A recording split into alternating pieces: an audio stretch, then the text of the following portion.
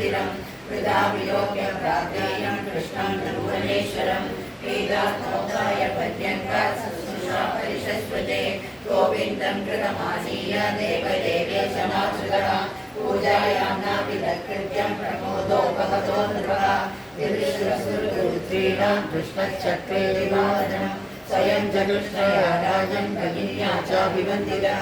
सश्वासं ज्योतिदा कृष्ण कृष्णवत्नी च सर्वशः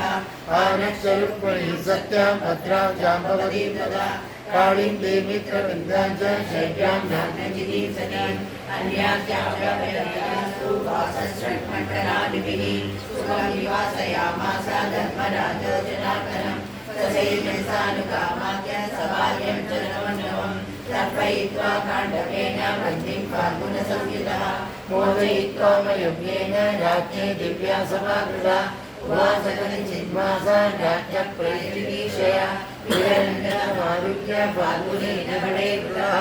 उवासकनिचिन्मासा राज्ञप्रेतिकीर्षया विरञ्जनमारुह्य फाल्गुनेन गणे कृतः